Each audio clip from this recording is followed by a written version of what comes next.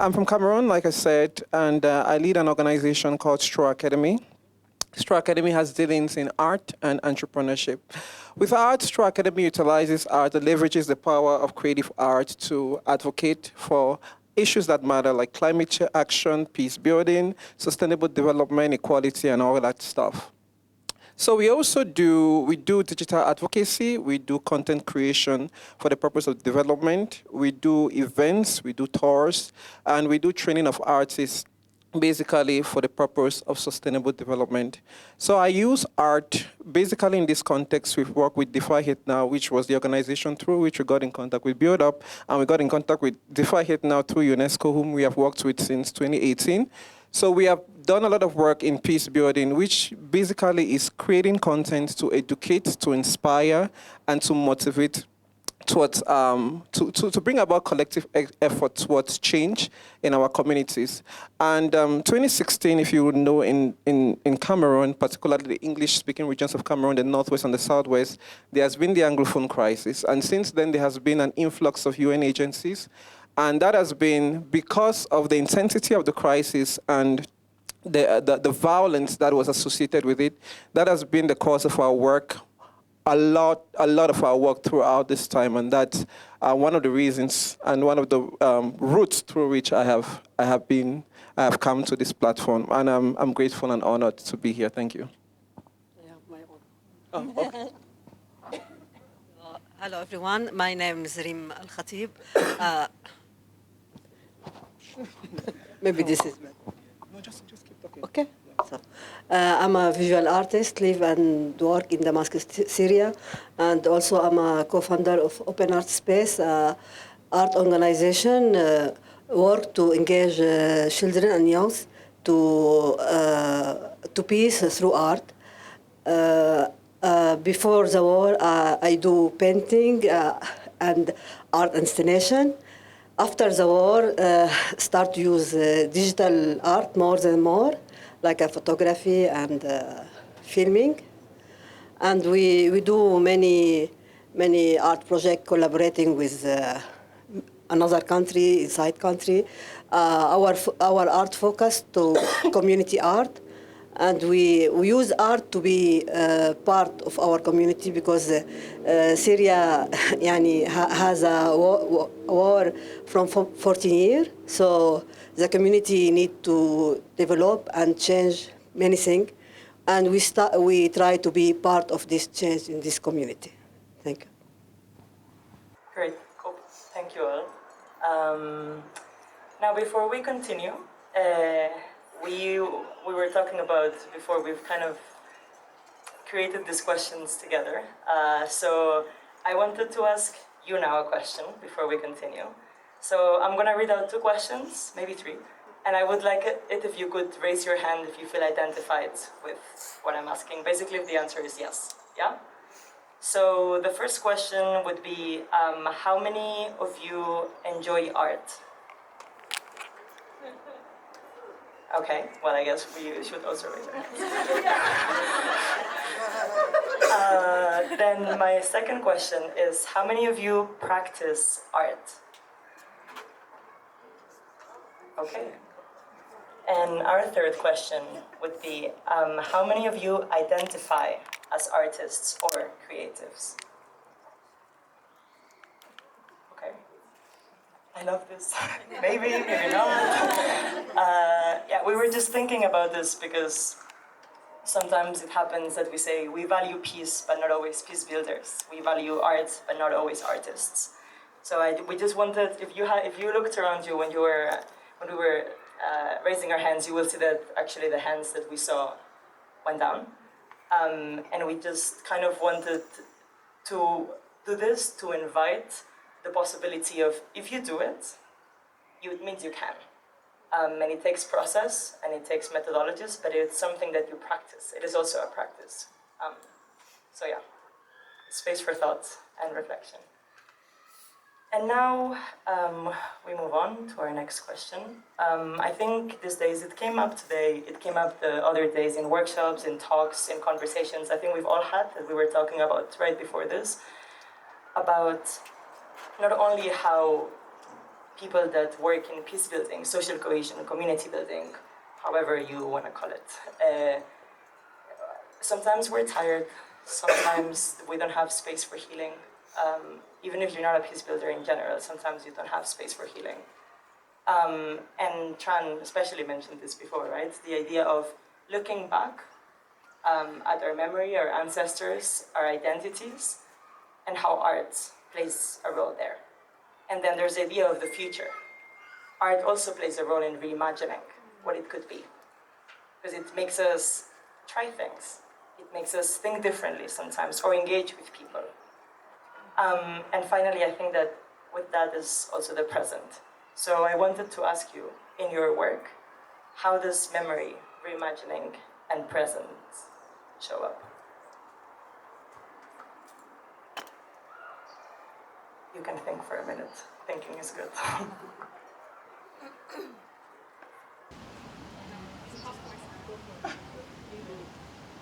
Okay, thank you.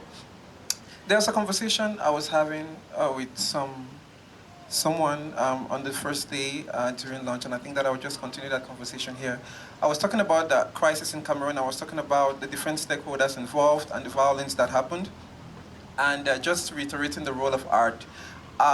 So we have the non-state armed groups, or call them separatist fighters, who are from the English-speaking regions of Cameroon, who want to, split from the French regions of Cameroon. And so we have the politicians, we have the civil society organizations, we have, those from the grassroots who are most affected by the crisis. And just recently, we had an episode where some taxi driver and his passengers were burnt in their car, not too far from where I was living, and it was very traumatic for everyone.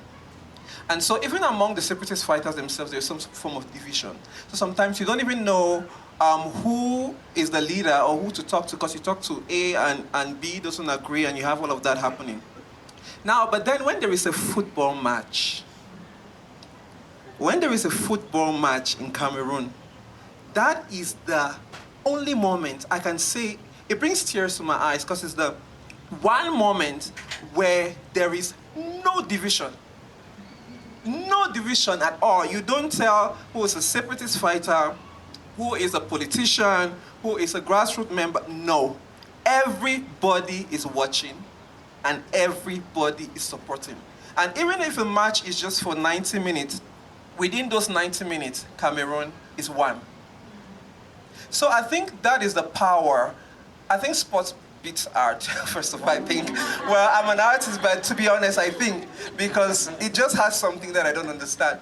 But then, excuse me, but then art brings the same spirit. It creates that kind of a safe space where we can come together and forget our differences, and somehow begin some form of a conversation around those differences. And I think this is what I have seen happen over the years. You have a concert, you have people get together, and we are discussing, and we are listening to music, we are listening to something that is sometimes unrelated to even the conflict that we are experiencing. But then we bond. I'll just take a second to say, one of the things that we find happening is that people in the region, for instance, the Southwest region, are separatist fighters, and then the military who is sent to fight the separatist fighters, sometimes the government sends the military of people who are from the Southwest region. So you are fighting someone that you grew up with. And you are killing somebody that you know. You can be on the battlefield and you're killing someone that you know. But when you have art, it is a neutral ground. And it's a place that brings people together and somehow begins a form of conversation. Secondly, I think that art is really a creative and I think indispensable way of documenting a moment in history in such a way that when we look back, we might not be able to recount the things that happened very well, maybe from papers or but when you can watch a movie, when you can watch a documentary, when you can see things that have been created on stage, they can bring back those emotions, those memories, and they can help us to remember, not just to bring back the old ones, but to help us understand where we are, so we can actually heal. I actually forgot your question. It was good. Yeah. Yes, I want you to continue. No. Just continue. You can continue. I think I'll learn the question from you. This is how we work together. This is collaborative art happening right now. What's the question? I got all into it. Yeah. Okay, Yes. past, present, future. Got it. I got it. All right, thank you for that. All right, a few things. I'll tell a couple stories about the use of art. The first one is, I was talking, as many of us, how many NGO people have talked with funders, right? So I'm talking with funders, and in the conversation, I was talking about using dance to bring together polarized communities. Polarized, in the US, we have a really interesting phenomenon. I worked with a think tank out of the East Coast national think tank around anti-extremist violence and problem solving about how to stop extremist violence. This is a hard question. And one of the things I kept putting forward was in Portland, Oregon, where I live in the mountains outside of Portland, and where I live is very homogenous, it's very white, it's rural. There's a lot of conservative people, and there's a whole flock of us that are like artists and musicians and teachers and healers that happen to live out there. But a lot of the people that we live with have incredibly different values. And they don't live in the city where there are more people of color, more people with diverse religions, more people with diverse foods and arts. So what we found is that when violence is happening in, for example, Portland, Oregon, it's not the people from Portland, it's people from out, right? A lot of rural people, white rural people will move into the city to do violence. So one of the things that we wanted to do was bring together communities using an old-fashioned kind of American dance called square dancing. I don't know if any of you know it. It's old, and it's wonderful and funny. And when you can get multi-generational groups of people who are polarized, so let's say we have the artists, musicians, teachers, and healers in a rural setting, and we have the way old school, sixth generation, I live in a town called Corbetters, who don't want to talk to those weird, freaky artists. Thank you. And creatives and healers and teachers. But you get a square dance, everybody's bringing their grandma and their kids, and there's food and there's music, and now they're dancing together at a square dance where, if you know about it, you're necessarily, it's like swinging your partner and the partners change. So I'm talking to this funder about this, and he said, yeah, let me tell you a story about his funding stream. They're funding two projects. One was to talk about immigration, which at the time, and you know in the US, this is a big discussion about borders. It's the same everywhere. Refugees moving. He said, we held a discussion about immigration. 7 people showed up. No one wanted to talk about it. Literally the next day, they held a storytelling event in which people could come tell their stories about either being a refugee or immigration, whether it was their own or their ancestors. 450 people came. 7, 450. And his point was, when you have a third thing that's art, it's exactly what my brother here said. When you have a third thing that's art, or soccer, football, it's much easier to find that place of collaboration. Rima and I talk a lot about that. How do we do community art?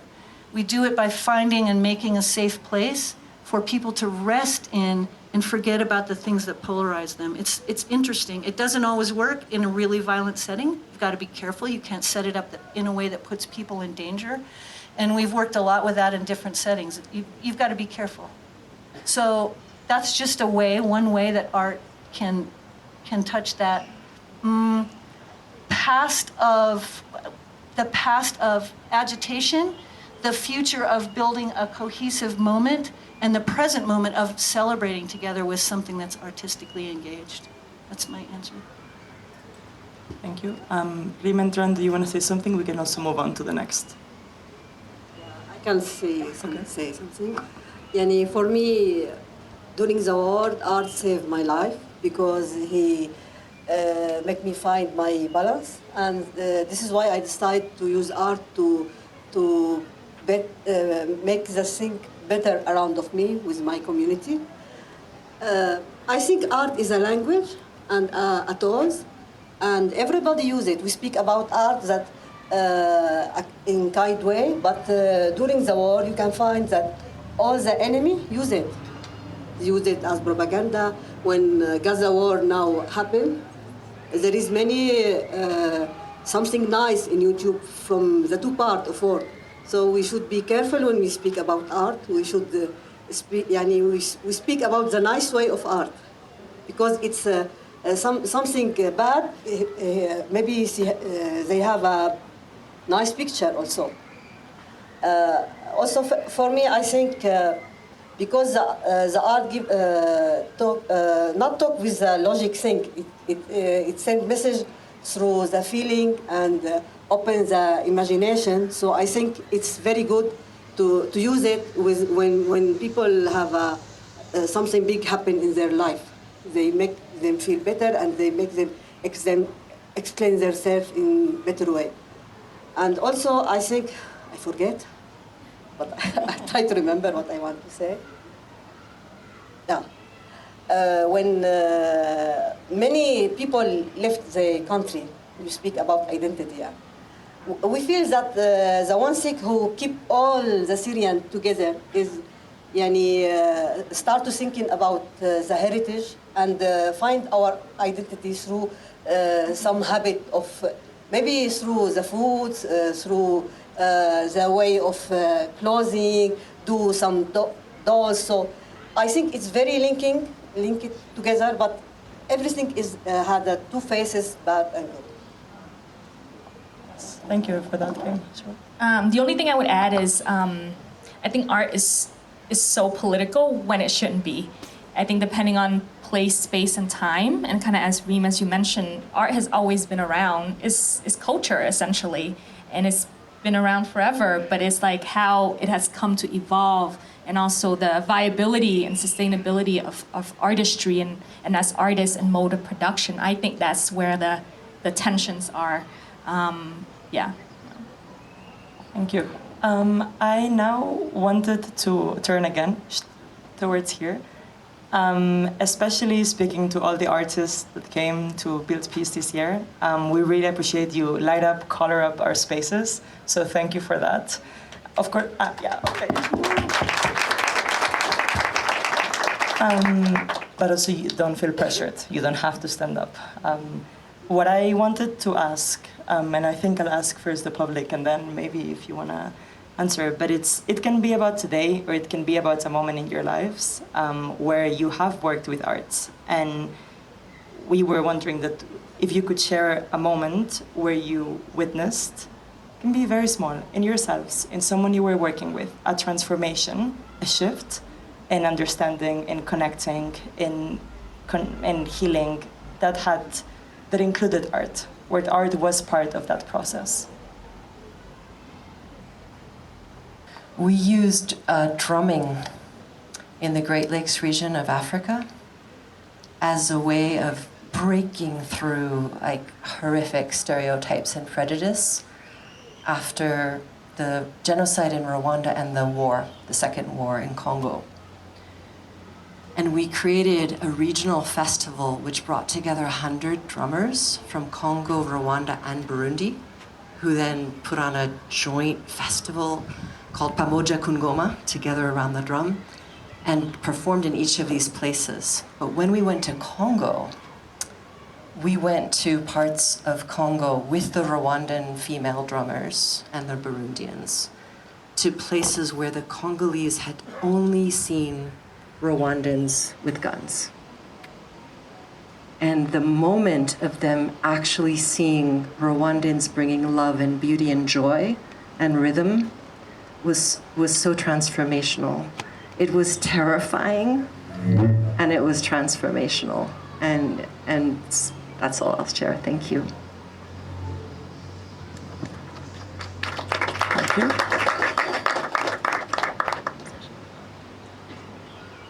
Yeah? I'll share one. I've participated in 2 projects differently. And one was for, I think for the Kenyans here, you might know a place called Mukuru Njenga. And then the other one was for Sarakasi Dome. There was an event that was being held there.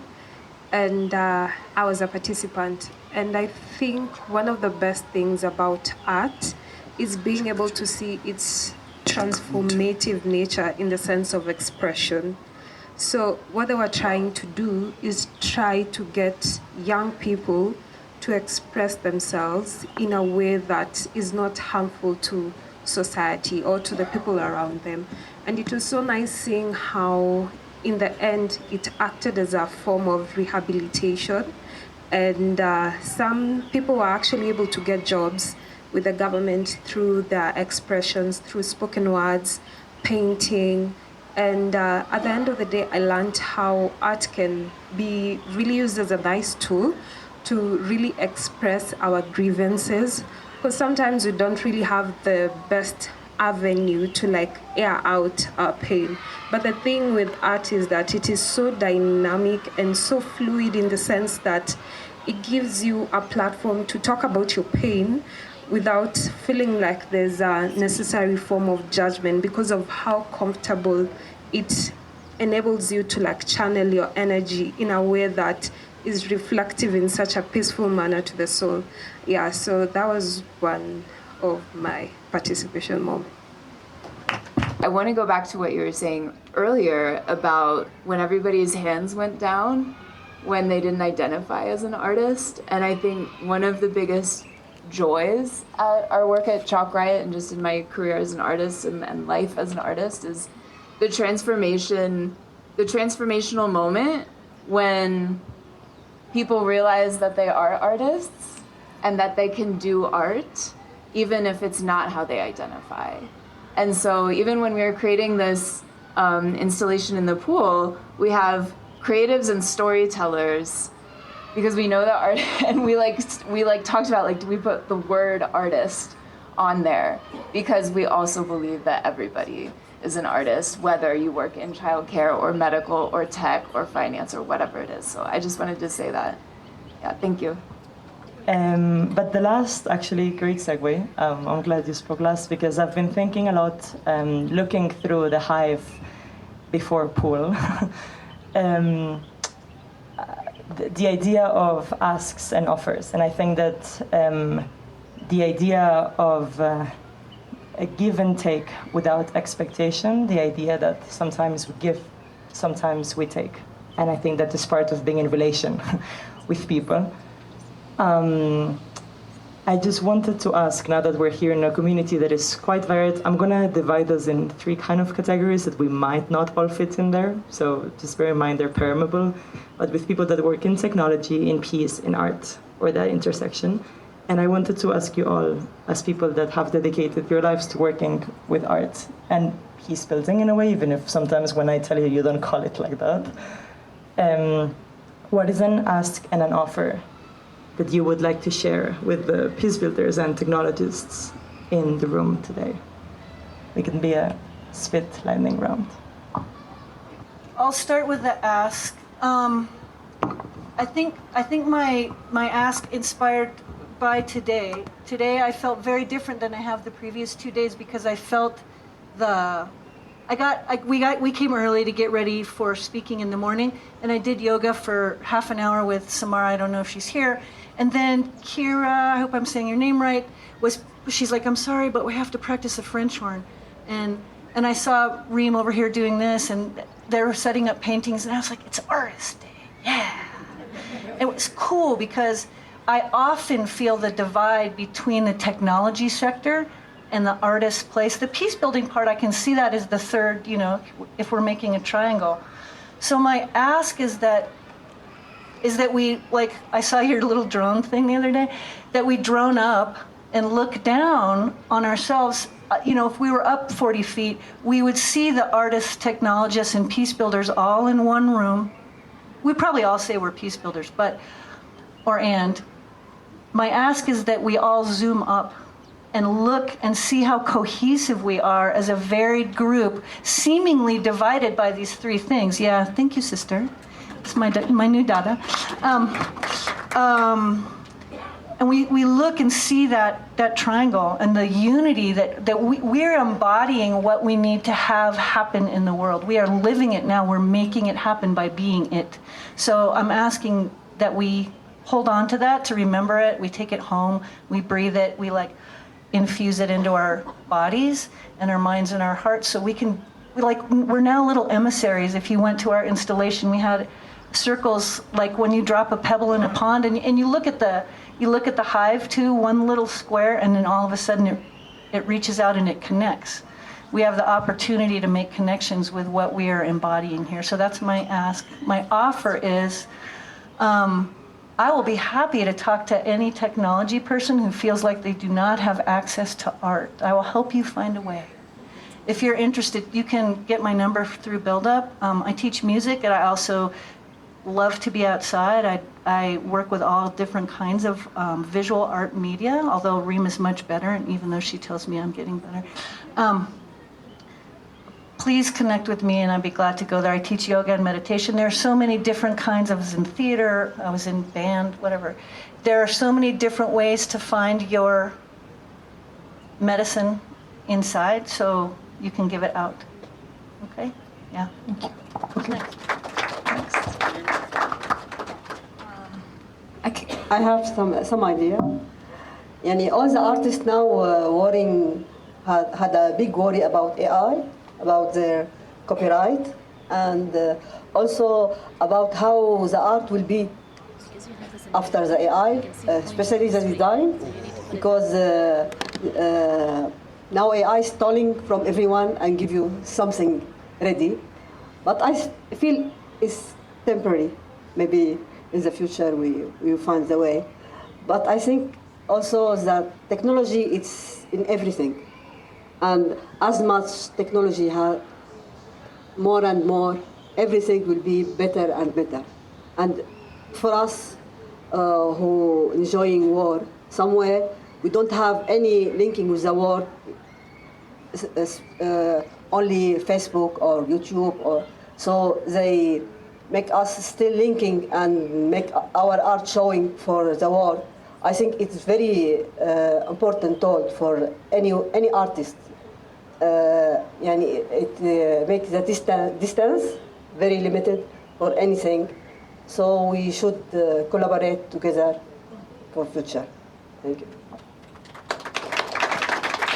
Yeah, I think my ask is to foster true partnerships.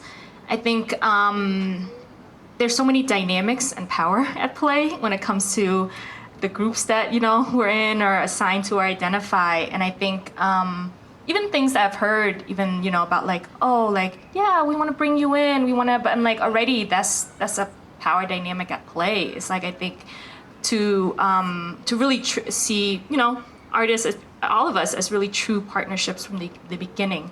And I think that creates such a huge difference when that actually happens in true nature and form. For the offer, I would say, and I think I'm hoping all of us could really join in this, and really, I think accountability and speaking truth to power. I think oftentimes there's this notion of just kind of playing nice, and that shouldn't always be the case. It's like there's a lot of real shit that's happening right now, and it's like, how do we keep each other accountable for our words, our action, and to really speak the truth and as it is, and not as how we want it to be, but really I think that will really come a long way. Thank you so much. And just to art, artists usually have a trusted followership, and they can reach many more people who trust them, who follow their work. And that is something that I believe the Peace Builders can leverage very easily and use that platform, to reach people with the right message. I believe so much in authenticity, in beauty, the power of really just being yourself and doing what you want, doing what you like, and getting the followership that comes naturally. I don't believe that your art should adjust to a followership. I believe that you just be authentic, and your art selects its followership. I think that we should leverage that, and we should use that as well for peace building, and that would just be an additional offer. Thank you. Okay, can we get an extra round of applause because we finished the closing with Thank you, Reem, Mark, Lizzie, and Tran, for all of this. Can I say one thing? Yeah. It's going to be fast. She's Okay. giving me this look. Rita stepped into a changing landscape. I'm just going to be gentle with that, and has done a stunningly exceptional job. She stepped into something that was unstable, unknown, and she has rocked it. And so, like that, it needed to be said, my friend. Okay, now it's over, the closing reflection. No more reflections on that matter. Thank you. Thank you again.